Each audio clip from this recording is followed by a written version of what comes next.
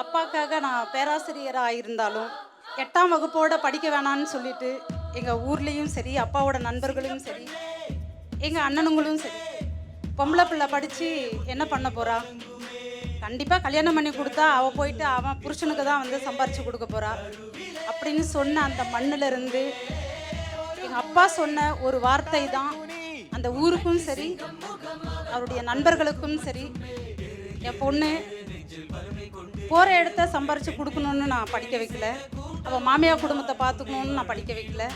என் பொண்ணு அதை பார்த்துக்கணும், அது சொந்த காலில் அது நிற்கணும், அதுக்கு அது சம்பாதிச்சுக்கணும் அப்படின்னு சொன்ன அந்த கிராமத்து அப்பாவினுடைய மகளாக நான் என்னோட யூஜி முடித்தேன், பிஜி முடித்தேன், எம்ஃபில் முடித்தேன், பிஹெச்டி முடித்தேன். என்னுடைய முனைவர் பட்டம் வரைக்கும் நீ என்ன படிக்கணும்னு நினைக்கிறியோ நீ படின்னு சொன்னவர் அப்பா.